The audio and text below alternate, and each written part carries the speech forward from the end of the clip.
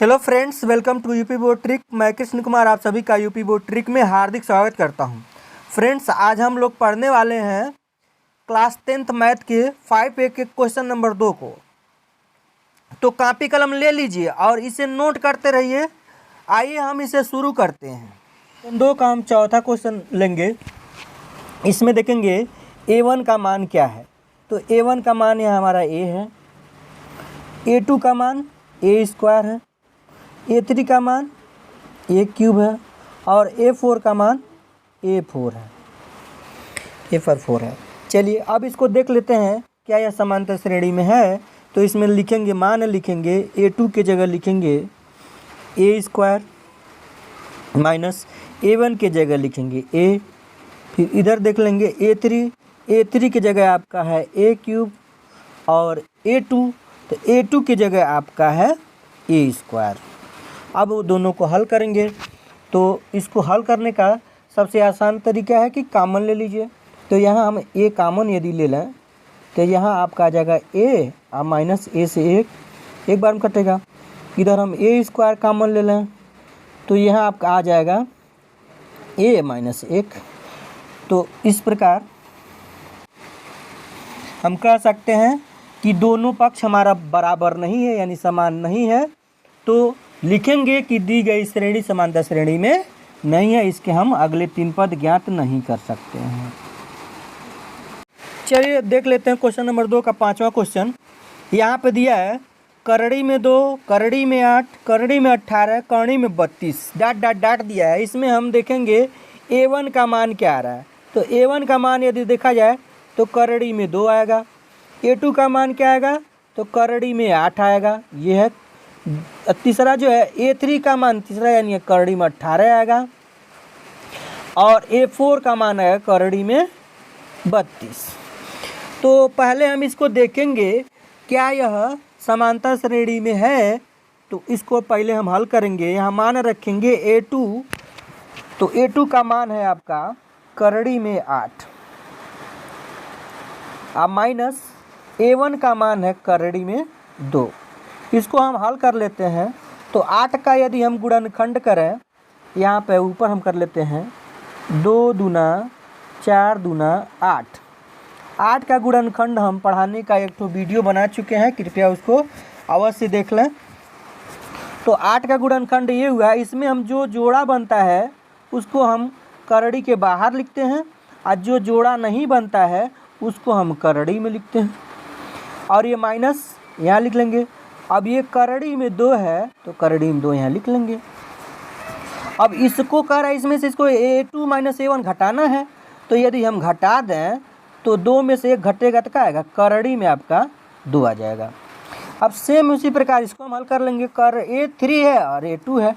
तो A3 का मान देखा जाए तो करड़ी में आपका 18 है माइनस A2, तो A2 का मान करड़ी में 8 है।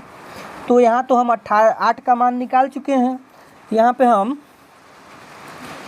करड़ी में 18 का मान निकाल लेते हैं। तो 18 का हम गुणनखंड करें तो 2 तिहाई 6 त्रिके 18, ये 18 का हमारा गुणनखंड हो गया।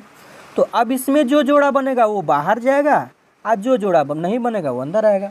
तो इस प्रकार से हम यहाँ इसको लिखेंगे कि 3 करड़ी में 2 और यहाँ पे 2 का करड़ी में 8 का मान आया हुआ है। तो 8 का आया है आपका 2 करड़ी में 2।